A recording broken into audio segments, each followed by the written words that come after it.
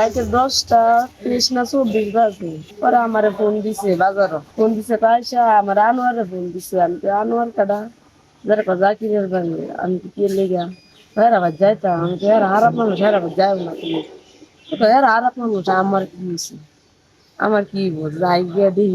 পরে বাজে 12টা 47 বাজে ফোন দিয়েছে আমার মোবাইলে।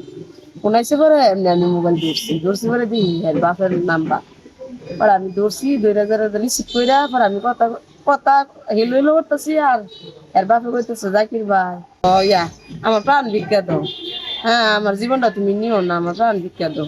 আর হ্যাঁ কইতেছে জাকির কইতেছে ইয়া তোর কোন বাপ আছে বাসাই কি? হ্যাঁ তুই আমারে 1 মাস আগে পুলিশ দা ধরাই লাইতে দিছি। অনেক তোরে বাসায় নি তো তোর জীবনের লাগে লাগালে আর হেলা প্রাণ ভিক্ষা চাইতেছে যারা মোবাইলের লাগে দেখতেছে। গেছে পরে আমি দরজা মিললা বাইরেছি বাইরে কেডা যারা বাইরে আছে এবার আমি আমার বাপের বলছি আব্বা গো আর বাপের জানি কেডা মারতেছে জাকির ভাই করতেছে আর প্রাণ ভিক্ষা চাইতেছে। আর জাকিরা কইতেছে ইয়া তোর কোন বাপ আছে তোর কসুদাই নি তো তুই আমার 1 মাস আগে না পুলিশ দা ধরাই লাইতে দিসলি অনেক কসুদাই নি তোর আমি জীবনের লাগে মারে না।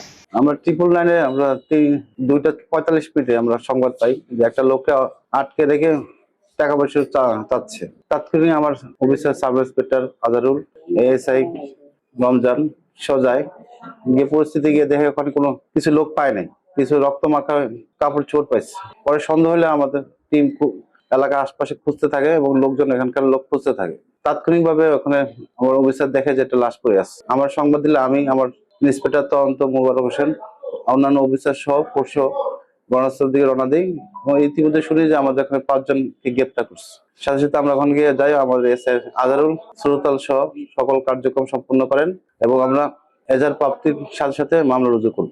হানিফের ওয়াইফ বাদী হয়ে একটা মামলা করছেন, সেখানে 9 জন আসামি এবং অজ্ঞাতনামা আরো অনেকজনকে দিয়ে এটি এজাহার দিয়েছেন। মূল আসামি যে জাকির হোসেন তাকে ধরার জন্য আমাদের টিম এবং স্পেশাল টিম ডিবি টিম সার্বক্ষণিক কাজ করছেন। ইনশাআল্লাহ আমাদের মূল আসামি যে হতে আছে তাদের তথ্য বের করে আমরা তাকে গ্রেপ্তার করতে সক্ষম হব।